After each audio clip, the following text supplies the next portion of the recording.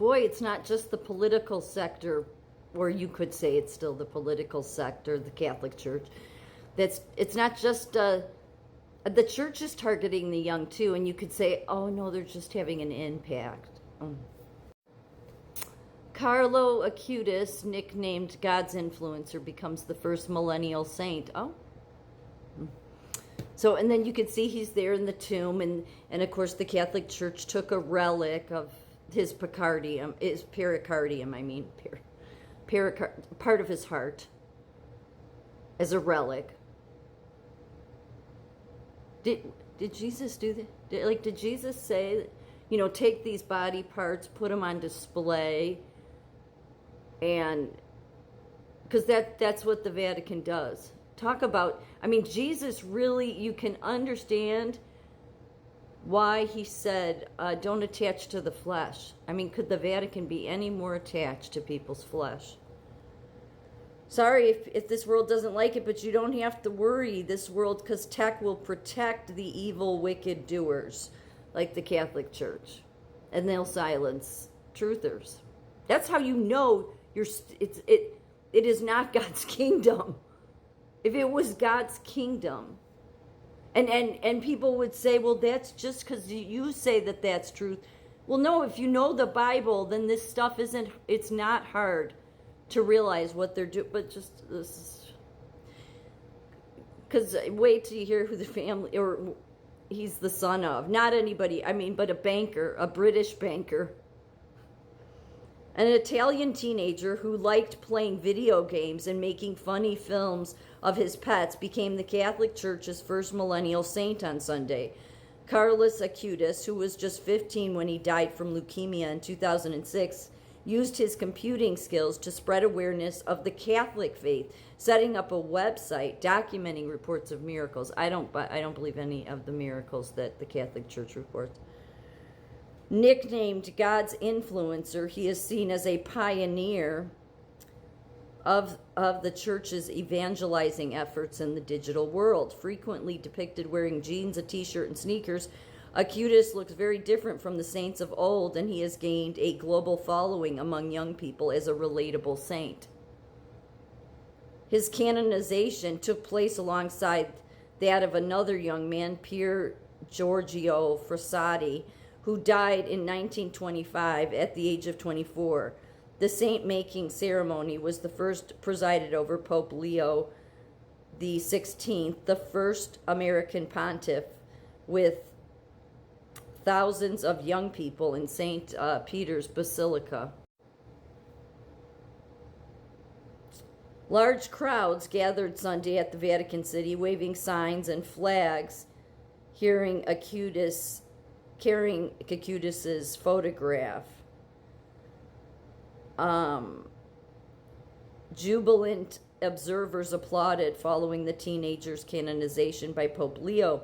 The canonization of the youthful saint comes at a time when the Catholic Church, led by all-male hierarchy, where senior figures are usually over 60, again, it's all this young thing, is exploring new ways to engage younger generations. Yes, the wicked one trying to keep his system in place. A crisis involving clerical sexual abuse of minors and vulnerable adults has had a catastrophic impact on the church's credibility. Right, well, that's their deeds. But while the long-term trend in the West suggests young people are increasingly disengaged with mainstream religion. Wait, no. Yeah, see, they were playing games with this. No, the people in the West. And when they say that, they're really targeting America. But, no, what I love about the younger generation is they're committing to Jesus and not a denomination. That's what Jesus wants. Again, none of the denominations are mentioned in the Bible. I'm not saying all the Christian denominations are crap, okay? But I'm just saying that that's where Jesus wanted your loyalties to. Not, look at this, holding up a figure and a tapestry. This is idols. This is Catholic Church turns everything into an idol. They mock God. It's a church that mocks Jesus every day. But the truth will be silenced.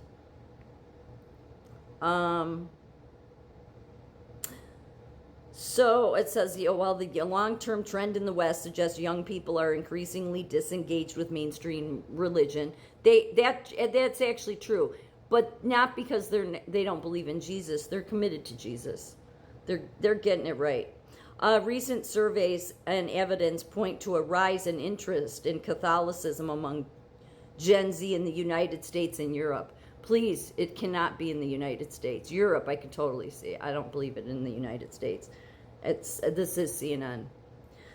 Acutus, let's jump down. It's like a long article. Let's get to the interesting parts here. Acutus was born in London, UK, into a wealthy family. His father, Andrea Acutis, worked at a bank in the British capital, but the young boy lived most of his life in Milan as his father went on to become the chairman of an Italian insurance firm. Okay. His mother says he had a normal life. Okay. Let's see.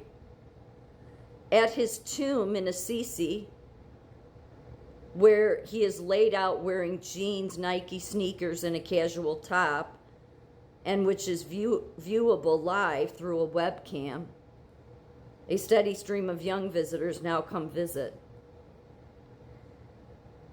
Archbishop Domenico Sorrentino, the Bishop of Assisi, told CNN that the number of visiting the church where the young proto-saint is on display are enormous, with almost 1 million visiting last year.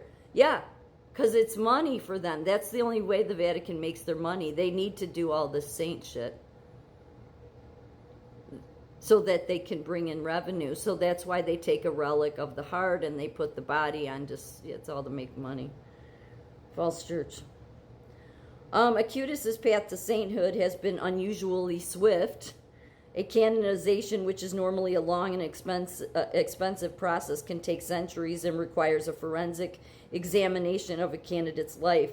Normally, 2 miracles must be attributed to the prospective saint. I guess he had miracle. He was a miracle worker. He reportedly healed a Brazilian boy with a birth defect that left him unable to eat normally. The boy was reportedly healed after his mother said she prayed to Acutis to intercede and help her son. False path. The second miracle attributed to Acutis relates to the reported healing of a girl from Costa Rica who had suffered a head trauma after falling from her bicycle in Florence, Italy, where she was studying. Her mother says she prayed for her daughter's recovery at the tomb of Acutis in Assisi. Now that Acutis has been canonized, churches and schools across the world can be dedicated to him. Okay. Yep. And I guess what was great about what he pushed was how the Eucharist, this is the big thing with the Catholic Church. See, the Catholic Church does the frilly stuff, and that's why people like it. It's that false illusion, making you feel like there's this connection. Do you think that God wanted you to literally eat his body? I mean, I know he said it, but what do you think he meant the spirit? Because he said don't attach to the flesh.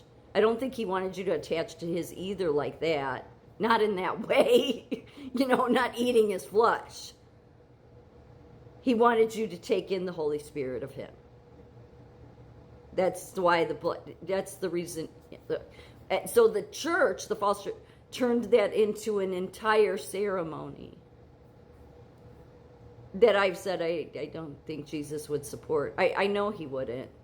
Jesus didn't want you to literally see it as you eating his body. I